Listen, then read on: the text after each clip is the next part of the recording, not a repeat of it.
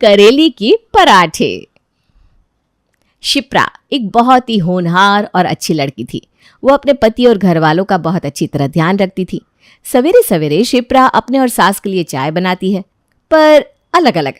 आपको ये तो नहीं लग रहा ना कि शिप्रा अपनी सास को खराब चाय पिलाती थी? अरे नहीं नहीं नहीं, ऐसी बात नहीं है। चलिए देखते हैं बात क्या है। ये मम्मी जी की बिना शुगर वाली चाय और ये मेरी चीनी वाली चाय। अब चलती हूँ बाहर और लड़ाती हूँ गप्पे। शिप्रा अपनी सास के चाय का कप उनके आगे रखती है और अपने सामने अपना कप।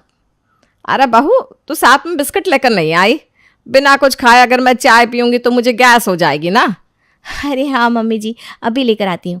वो दिमाग से ना निकल गया था। बस 2 मिनट, आप चाय मत पीजिएगा, मैं आ रही हूँ, साथ में पियेंगे। जैसे ही शिप्रा किचन में बिस्किट लाने जाती है, मनीषा उसके कप को अपने कप से बदल देती है और फट से चाय पीकर खत्म भी कर देती है। अब चाय पी गई मम्मी जी? मैंने कहा तो था साथ में चाय पियेंगे सास बहू। अरे चाय ठंडी हो रही थी ना बहू, और तूने देर भी तो कितनी कर दी। अच्छा, अभी कुछ देर में राज उठ जाएगा, तू उसके साथ चाय पी लेना। मैं जा रही हूँ कमरे में। शिप्रा अकेले ही चाय पीने बैठ जाती है। जैसे ही वो पहली चुस्की लेती है, ये मम्मी जी ना भी हद करती है। बताओ तो, मेरी चाय पी गई। बिल्कुल भी परहेज नहीं कर रही है ये। अब अगर इनका शुगर बढ़ गया तो राज मुझ पर गुस्सा करेंगे। कुछ देर बाद शिप्रा नहा धोकर तैयार होकर आती है और नाश्ते की तैयारी में लग जाती है। तभी मुरारी कहता है, बहू आज हलवा बना लेना, अमावस्या है, भोग लगाना है। जी पापा जी, अभी बनाती हूँ। ये सही है, हलवा ही खा लूँगी भाई। गर्मा गर्म हलवा और साथ में पापड़। अब फिर मेरे लिए रोटियां मत बनाना बहू, ऐसे भी रोटी खाने का मन नहीं था मेरा। आपके लिए हलवा नहीं बना रही हूँ मैं मम्मी जी, हलवा सिर्फ भोग के लिए बन रहा है। और वैसे भी सुबह आप चीनी वाली चाय पी चुकी हैं, तो आज का आपका चीनी का कोटा पूरा हुआ। अब तो खाने पर भी रोक लगा देगी क्या? है, जिंदगी का कोई भरोसा नहीं है और यहाँ मुझे चैन से खाने को भी नहीं दिया जा रहा। जिंदगी का भरोसा रहे इसीलिए ये सब हो रहा है मम्मी। और ये सब क्या बोल रही हैं आप? शिप्रा ठीक ही तो कह रही है, कुछ दिन परहेज कर लीजिए। 2 दिन बाद वैसे भी आपका शुगर टेस्ट करवाना है। अगर शुगर नॉर्मल रहा तो आराम से खाइएगा मीठा। मनीषा को बुरा ना लगे इसलिए नाश्ते के टेबल पर कोई भी हलवा नहीं खाता। नाश्ता करने के बाद सभी अपने अपने कामों में लग जाते हैं। राज और मुरारी दुकान पर चले जाते हैं और शिप्रा बाजार। अब बस मनीषा को मिल जाता है मौका और वो सीधा पहुंच जाती है रसोई में और फ्रिज खोलकर सारा हलवा चट कर जाती है। कुछ देर बाद हाथ में 2 थैली में सब्जी भरकर शिप्रा घर लौटती है। इतनी सारी हरी सब्जी, कोई मेहमान आने वाला है क्या बहू?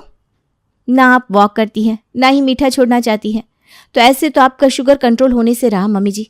इसीलिए मैंने सोचा क्यों ना आपके लिए स्पेशल जूस बनाया जाए, करेले, बीटरूट और गाजर का। उसी के लिए सब्जियां लाने गई थी। हर सुबह और शाम मैं आपको ये जूस पिलाऊंगी। इससे शरीर को फ़ायदा भी मिलेगा और आपका शुगर भी कम हो जाएगा। अरे ये सब तो अपने पापा जी को पिला, वो पीता है ये सब। मुझे कड़वी चीज़ें पसंद नहीं है।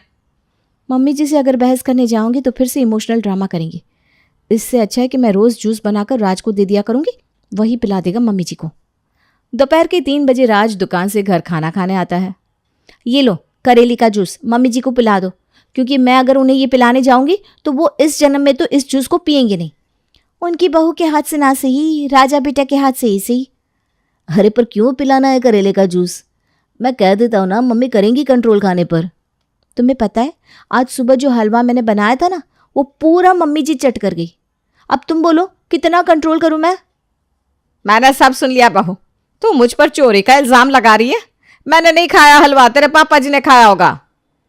हमारे घर में आपके सिवा कौन मीठा खाता है मम्मी? ठीक है, मेरी कसम खाकर बोलो आपने हलवा नहीं खाया। अब वही ना बेटा, हमारे घर में कोई मीठा खाता ही नहीं। अब हलवे में इतना घी पड़ा था, इतनी चीनी पड़ी थी, अब उसे कोई खाता नहीं तो बेकार हो जाता ना, इसलिए मुझे ना मजबूरी में खाना पड़ा। अच्छा, तो फिर अब जूस भी पी लो, मेरी भी मजबूरी है। नाक बंद करके किसी तरह मनीषा वो कड़वा जूस पी लेती है। फिर अगले दिन फिर से होता है मनीषा का शुगर टेस्ट, जहां रिपोर्ट में उसका शुगर आता है 350। और करो नौटंकी और फाको चीनी। मैं बाहर भी जाता हूँ ना तो मेरे प्लेट से रसगुल्ले उठाकर खा जाती है तुम्हारी माँ। और अभी 10 दिन पहले शादी में नहीं गए थे हम, हर स्टॉल से सारा मीठा तुम्हारी माँ घूम घूम कर खा रही थी। तो मैदे के नान से तो मिठाई अच्छी है ना, दूध और खोए की बनी रहती है। और ऐसे भी हर स्टॉल से मैं मीठा नहीं खा रही थी बेटा, तेरे पापा ना झूठ कह रहे हैं। मैंने तो बस सफ़ेद रसगुल्ला खाया था। वो तो झेने का होता है ना, पेट मजबूत करता है वो। और उसमें चीनी भी होती है मम्मी। सच में कभी कभी ना तुम बच्चों की तरह करती हो। अब मैं तुम्हारी मदद नहीं करने वाला। तुम्हें जो समझ में आ रहा है तुम करो शिप्रा, पर मम्मी का शुगर अब तुम्हें ही बैलेंस करना होगा। तो आज से जो जूस 2 टाइम पिलाया जा रहा था वो 4 टाइम पिलाया जाएगा मम्मी जी को, और नो आलू नो राइस। अब तुम लोग ना मेरे साथ ज़बरदस्ती कर रहे हो, ये चीज़ याद रखना बहू। अब तो मैं जूस पीऊंगी ही नहीं। क्या चाहती हो मम्मी, कि टेंशन से मुझे बीपी की बीमारी हो जाए? अब क्या करूं, इस राज के आगे तो मैं कुछ बोल भी नहीं पाऊंगी। कैसे बचूं? आइडिया, खाने में तो कड़वा कुछ होता ही नहीं है। अच्छा ठीक है बहू, मैं कुछ कड़वा पीने को तैयार नहीं हूँ, पर तू कुछ भी कड़वा खाने को देगी तो वो मैं खा लूँगी बस। अब ये तो शिप्रा के लिए एक बहुत ही मुश्किल टास्क हो गया था, जिसे उसे कैसे भी किसी भी हाल में पूरा करना था। पूरी रात शिप्रा इतना दिमाग लगाती रहती है कि ऐसा क्या बनाए जिससे उसकी सास की शुगर ठीक हो सके। गूगल पर तो कभी कुछ सर्च करना ही नहीं चाहिए। कच्ची नीम के पत्ते, अब कैसे खिलाऊं मम्मी जी को? इतनी भी बुरी नहीं हूं मैं। कच्चा करेला वो खाएंगे तो उन्हें उल्टी हो जाएगी। कुछ और सोच शिप्रा। मम्मी को फ़ोन करती हूँ, वही बता पाएंगी ऐसा तरीका जिससे करेले का इस्तेमाल भी हो जाए और उसकी कड़वाहट भी ना रहे। अपनी माँ, अपनी बहन और न्यूट्रिशनिस्ट के साथ कंसल्ट करने के बाद शिप्रा अगली सुबह नाश्ते में बनाती है करेले के पराठे, और उसे पिज्ज़ा की तरह डेकोरेट करके उसके ऊपर बहुत सारी सब्जियां डालकर सभी को सर्व करती है। तूने पिज्ज़ा बनाया बहू? जी मम्मी जी, पूरी रात मैंने रिसर्च की और ये पाया कि किसी भी चीज़ की दवा खुशहाल मन है। मैं आपको कड़वी दवाइयाँ दूंगी तो उससे आपका मन और दुखी होगा, और हो सकता है स्ट्रेस से आपकी शुगर और बढ़ जाए। इसीलिए मैंने पिज्ज़ा पराठा बनाया। अरे वाह बहू, क्या नाश्ता दिया है तूने, मज़ा आ गया। और किसी को पता ही नहीं चलता कि शिप्रा ने करेले के पराठे बनाए थे। इसी तरह दिन बीतते जाते हैं और शिप्रा के बनाए पराठे पूरे मोहल्ले में फेमस हो जाते हैं। एक दिन मनीषा की सहेलियां शिप्रा के हाथों के पराठे खाने उसके घर पहुंच जाती है, जहां शिप्रा करेले के पराठे को पिज्ज़ा पराठा बनाकर सभी को परोसती है, जिसे खाकर मेघा मनीषा से कहती है, ये कौन सा इलाज कर रही है तुम्हारी बहू? इतना हैवी खाना? मुझे तो लग रहा है तेरी बहू चाहती है तेरा शुगर बढ़ जाए और साथ ही साथ तेरा लीवर भी फेल हो जाए, और तू परलोक सिधार जाए ताकि वो फ्री हो जाए, और तू पागलों की तरह खुश होकर अपनी बहू की तारीफ करती फिर रही है। मनीषा की सहेलियों की कही बातें उसके दिमाग में घूमती रहती है, और रात को जैसे ही शिप्रा उसे करेले के पराठे परोसती है, मनीषा खाने की प्लेट पीछे कर देती है। तू चाहती है ना कि मैं मर जाऊं? अरे तो सीधा सीधा जहर ही दे दे मुझे, ये सब ढोंग तो मत कर बहू। तू जानबूझ के मुझे ऐसा खाना खिलाती है इतना भारी ताकि मेरा लीवर फेल हो जाए। अरे आप मुझे 10 बातें सुनाती है मम्मी जी, पर मैं कभी कुछ नहीं कहती। 1 महीने से खिला रही हूँ ना आपको ये खाना, तो अब तक तो आपका लीवर डैमेज हो चुका होगा। कल शुगर के साथ साथ आपका लीवर भी टेस्ट करवा लेते हैं, फिर बात करती हूँ आपसे। अगले दिन मनीषा के रिपोर्ट बिल्कुल नॉर्मल आते हैं। है? ये तो भगवान का चमत्कार हो गया बेटा। ये चमत्कार नहीं मम्मी, आपकी बहू की मेहनत है। आप जिसे भारी खाना कह रही थी ना, वो करेले का पराठा था, और उसके अलावा उसमें मीठी नीम और न जाने क्या क्या था। उस पराठे को पिज्ज़ा की तरह शिप्रा सजाती थी और उसके ऊपर सब्जियां डाल देती थी ताकि आपको ज़रा भी पता ना चले कि करेले का बना हुआ है, क्योंकि अगर आपको इस बात की भनक लग जाती तो आप कभी भी पराठा खाती नहीं। आपके साथ साथ हम सब भी वही खाना खा रहे थे मम्मी, और इतना करने के बाद भी अब शिप्रा को गलत कह रही है। अब समझ में आया कुछ बहुएं क्यों अपनी सास के साथ रहना नहीं चाहती। तुमने मेरा शुगर ठीक कर दिया बहू, और मैं तुम्हें ही गलत कहती रही। मुझे माफ़ कर दे बहू, लगता है मैं सठिया गई हूँ। अच्छा, अब सब कुछ ठीक हो गया ना, तो इस बात को यहीं छोड़ दो। और मैं तो कहता हूँ बहू, तुम अपने इस आइडिया को किसी बड़े रेस्टोरेंट को बेच दो, और इसी तरह हम टेस्टी खाना खिला कर रायचंद निवास में आज सभी पार्वती जी के जन्मदिन की तैयारियों में व्यस्त हैं। पार्वती जी पूरे 1 महीने बाद जम्मू से घर लौट रही हैं और सभी उनके लिए बर्थडे सरप्राइज प्लान कर रहे हैं। परिवार में पार्वती, उनके पति धनराज, छोटा बेटा वरुण, उसकी बीवी किंजल, बड़ा बेटा ऋषि, उसकी बीवी रुचिता और पार्वती जी की इकलौती बेटी आहना होते हैं। कोई भी आनाकानी नहीं करेगा आज काम में। सासू माँ का बर्थडे है। आना, तुम वो लाल और पीले फूलों से वो वाला एरिया सजा दो। रुचिता दीदी, आप वो लाइटिंग्स और झालर लेकर मेरे साथ बरामदे में चलिए ना, वहाँ की सजावट भी बाकी है। किंजल, केक बुक हो गया है। पापा बस मम्मी को एयरपोर्ट से घर ला ही रहे होंगे। गाइस बी क्विक, मम्मी के आने तक सारा तामझाम रेडी होना चाहिए। जम्मू की यात्रा के 1 महीने बाद सासू माँ घर लौट रही हैं। मैं उनके लिए आरती की थाली सजाती हूँ। हाँ रुचिता, ये एकदम बेस्ट आइडिया है। सो गाइस, मैं हूँ लाइफ और आज मेरी मॉम का बर्थडे है, वो भी 57th बर्थडे, और यहाँ पर घर में सभी बिजी हैं। क्या कर रही है आहू आहू? कहीं मम्मी तेरे लाइव को ज्वाइन कर लेगी तो? हाँ आना, सॉरी भाई। तभी अचानक से घर के गेट पर एक गाड़ी आती है और सभी उत्सुक होकर गेट पर जाते हैं, इसी उम्मीद में कि पार्वती जी आई हैं। रुचिता दीदी, आरती की थाली ले आओ ना, लगता है सासू माँ आ गई हैं।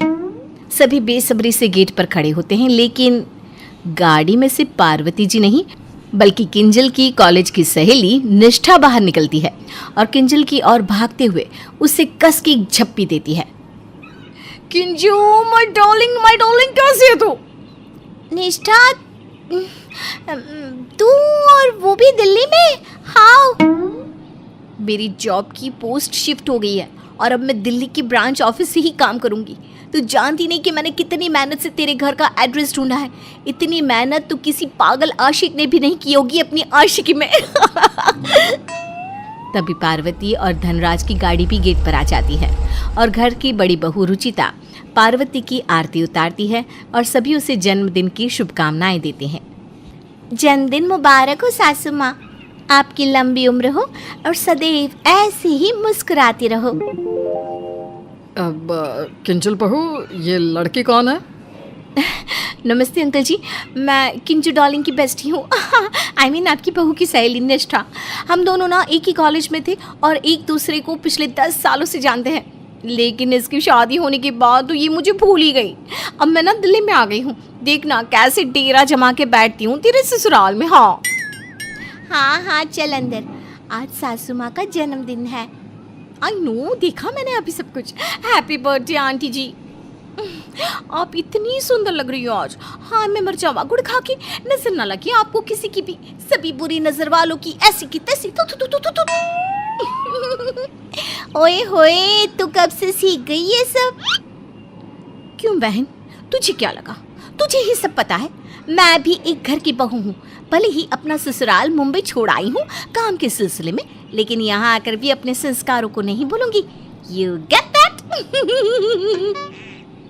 फिर सभी पार्वती का केक कट करते हैं और किंजल के इस खुशहाल परिवार को देख निष्ठा मन ही मन खुद से कहती है, इस किंजू को तो कितना अच्छा ससुराल मिल गया है। पार्वती आंटी और किंजू का रिश्ता मानो माँ बेटी की तरह है। वरुण और किंजू तो एकदम बेस्ट आइडियल कपल है। ननद से, जेठानी से, सबसे इसकी कितनी अच्छी बनती है। निष्ठा को किंजल से जलन हो जाती है और वो अगले दिन उससे मिलने एक कैफे में आती है। तब कल रात की पार्टी वाज सो अमेजिंग, मुझे बहुत मजा आया। हाँ निष्ठा, आई नो, अब सारे ससुराल वाले हैं ही इतने प्यारे कि बस मायके की कमी महसूस ही नहीं होती। सासू माँ, ससुर जी, वरुण, रुचिता दीदी, ऋषि भाई, आना, you mean Ahu Ahu, right? हाँ, आहना को सब प्यार से आहू आहू बोलते हैं। लेकिन किंचू, एक बात को, तुम्हें नहीं लगता कि तुम्हारी सास यानी कि पार्वती आंटी तुमसे कम और तुम्हारी जिठानी रुचिता दीदी से कुछ ज्यादा ही प्यार करती है? हाँ? नहीं निष्ठा, ऐसा कुछ भी नहीं है। ऐसा ही है। तुमने देखा नहीं, कल जब वो जम्मू से आई तो उन्होंने तुम्हारी जिठानी के लिए इतने सारे गिफ्ट्स लाए और तुम्हारे लिए इतने कम और सस्ते वाले। वो ज्वेलरी, वो शॉल्स और वो फुटवेयर सारे जम्मू के ओरिजिनल ब्रांड्स में से हैं। लाइफ में 10 बार हो आई हूँ मैं वैष्णो देवी। आई नो किंजू, सब कितना महंगा वाला था। ऊपर से पार्वती आंटी और धनराज अंकल तो सिर्फ रुचिता दीदी और बाकियों की ही तारीफों की पोल बांध रहे थे। तुमसे तो बस दिखावे वाला प्यार कर रहे थे वो। लेकिन तुम्हें ऐसा कैसे लगा? मुझे तो 5 साल हो गए रायचंद फैमिली में। तुम्हें इस बात का अंदाजा और एहसास इसलिए नहीं हुआ क्योंकि तुम उस घर की बहू हो, उसमें रहती हो। किंजू, तुम्हारे ससुराल में सबके खाने के दांत अलग है और दिखाने के दांत कुछ और। ट्रस्ट मी, मैं बाहर वाली हूँ, कल सब कुछ पहली बार देखा, उसी का वर्डिक्ट दे रही हूँ। तेरी बेस्टी हूँ ना, इसीलिए तो तुझसे कह रही हूँ। वरुण को अपनी मुट्ठी में रख, फिर देखना सास कैसे झुकती है। और तो और वरुण पर भी ना ध्यान दे, कल बर्थडे पार्टी में कितना फ़ोन बज रहा था उसका बार बार, इतने वर्क कॉल्स और मैसेजेस, और वो भी ऑफिस के आफ्टर आवर्स में। साउंड स्ट्रेंज है ना? इसीलिए सतर्क रहो। चलो चलती हूँ मैं, कल बेसन के लड्डू बनाऊंगी, तेरे घर पे देने ज़रूर आऊंगी। Okay bye. निष्ठा की इन सारी भड़काई गई बातों को सुनकर किंजल मानो स्तब्ध सी रह जाती है और उसे अपने ससुराल वालों के साथ अपने रिश्तों पर शक होने लगता है कि सच में उसकी सास उसे कम प्यार तो नहीं करती। वो जब घर लौटती है तब देखती है, अरे रुचिता बहू, तुम वो भोग प्रसाद का काम रहने दो, कल तुमने बहुत मेहनत की है ना, आज सुबह तुम्हें अचानक से सर्दी ने भी जकड़ लिया है। जाओ जाकर आराम करो बेटा, किंजल बहू है ना, वो कर लेगी सब कुछ। ठीक है सासू, ठीक है सासू माँ। ओए आहू आहू, किधर है तेरा प्रोजेक्ट? तुझे तो मेरी हेल्प चाहिए थी ना। नहीं ऋषि भाई, किंजल भाभी मेरी हेल्प कर देंगी। आफ्टर ऑल वो भी एक आर्किटेक्चर की स्टूडेंट रही हैं। यह सही है, जब भी कोई काम हो तब सबको किंजल की ही याद आ जाती है। भाई वैसे मुझे भी किंजल बहू से कुछ काम था, वो शाही टुकड़ा बड़ा अच्छा बनाती है, उससे बनवाना था। यस डोंट वरी, मैं हूँ ना। ये सभी अलग अलग दृश्य देख निष्ठा ने मन में बोया हुआ एक बीज अब एक पेड़ का रूप ले लेता है। किंजल रसोई में रोते हुए काम करते समय अपने आप से कहती है, सभी बस मुझसे काम तक का वास्ता रखते हैं, तबीयत तो मेरी भी खराब होती है, फिर भी मैं काम करती हूँ। और वरुण भी इतनी प्यार भरी टोन में किसी से बात कर रहा था, लगता है उसका भी किसी के साथ चक्कर चल रहा है। निष्ठा ने मुझे आईना दिखा दिया, मेरे घर में सबने मुझे धोखा दिया। तभी वहां पर पार्वती जी आती हैं और किंजल को और काम सौंपती है। किंजल अपना आपा खो देती है और चिल्ला पड़ती है, बस कीजिए आप सब, काम से ही मतलब है ना बस आप लोगों को। आपको तो बस रुचिता दीदी ही प्यारी है, मैं नहीं। अरे किंजल बहू, तुझे ये क्या हो गया? देख लिए आप सबके रंग मैंने। किंजल अपने काम से काम रखती है और किसी से ठीक से बात भी नहीं करती। रात में वरुण का फ़ोन भी चेक करती है, पर उसमें सारे बिजनेस कॉल्स ही होते हैं, किसी लड़की का मैसेज भी नहीं होता। तुम्हें ये क्या हो गया अचानक से किंजल? सुबह से तुम्हारे हाव भाव बदले बदले से लग रहे हैं। मुझे किसी से कुछ बात नहीं करनी, तुमसे भी नहीं। निष्ठा के भड़काने का परिणाम इतना गहरा हो जाता है कि अब किंजल घर के सभी सदस्यों से खफा खफा रहने लगती है और वहाँ रोज़ाना निष्ठा किंजल के कान भरती ही रहती है और उसे उसके ससुराल वालों के खिलाफ भड़काना जारी रखती है। किंजल तो अब पूरी उसकी बातों में आ गई थी। फिर एक रात जब किंजल अपने ससुराल वालों से झगड़कर निष्ठा से मिलने जाती है, तब उसके घर के बाहर से वो चिल्लाने की आवाज़ सुनती है और देखती है कि निष्ठा फ़ोन पर बात करते हुए रो रही है और चिल्ला रही है, हाँ नहीं आना मुझे वहाँ पर। अरे तुम जैसे ससुराल वालों के साथ रहना नर्क में रहने से कम नहीं। गिरीश, तुम्हारा अफेयर चल रहा है ना बाहर। तुम्हारी माँ, तुम्हारे पापा, तुम्हारे बहन सब मुझे नापसंद करते हैं। इवन जिठानी जी जो एक विधवा है, उन्हें विधवा होकर भी इतनी इम्पोर्टेंस मिलती है, मुझे तो कोई पूछता तक नहीं। क्यों? क्योंकि मैं बांझ हूँ, अनाथ हूँ, इसलिए। रखो फोन। मेरी तो लाइफ ही खराब है और एक तरफ वो किंजू, उसकी लाइफ मेरे सामने तो मानो किसी फेरी टेल से कम नहीं है। निष्ठा की बातों को सुनकर किंजल के होश उड़ जाते हैं और वो निष्ठा के पास जाकर कहती है, वाह जी वाह, वो डायलॉग याद आ गया मुझे निष्ठा। धोखे की अपनी ही एक अलग खासियत होती है। जब भी मिलता है किसी अपने से ही मिलता है वो, जिन पर हम आंख बंद करके भरोसा करते हैं। तुम्हारा घर टूटा है इसलिए तुमसे मेरी खुशियाँ बर्दाश्त नहीं हुई, और तुम मेरी खुशियाँ जलाने के लिए घी का कटोरा और माचिस लेकर आ गई मेरी जिंदगी में। निष्ठा अचानक से रो पड़ती है, बच्चों की तरह किंजल से लिपट जाती है। मुझे माफ़ कर दे किंजू, मैं सच में अपनी लाइफ में बहुत दुखी हूँ। रो मत, मैं समझ सकती हूँ तुम्हें। बस कर, रोना बंद कर बस। अब उस गिरीश जैसे हैवान और उसके परिवार वालों से सब नाते तोड़ दे। तेरा इस दुनिया में कोई नहीं है ना। अपनी नई शुरुआत कर, हिम्मत रख। दूसरों की खुशियों से जलने वाले अक्सर अपने ही इर्द गिर्द आग लगाकर उसी में जल के राख हो जाते हैं। तुम्हें माफ़ तो कर रही हूँ, लेकिन तुझे अपनी माफ़ी की कीमत खुद को बदल कर चुकानी होगी। तुम्हारी बातें सुनकर मेरे बदन पर रोंगटे खड़े हो गए। मैं वादा करती हूँ तुम्हें, अब मैं रोती हुई अबला नारी नहीं, एक स्ट्रॉन्ग इंडिपेंडेंट वुमन बनकर दिखाऊंगी। उस दिन के बाद से निष्ठा पूरी तरह से बदल जाती है। दोस्तों, इस कहानी के किस किरदार से आप सहमत हो? कैसी लगी आपको ये कहानी? जाते जाते कमेंट्स में ज़रूर बताते जाइएगा।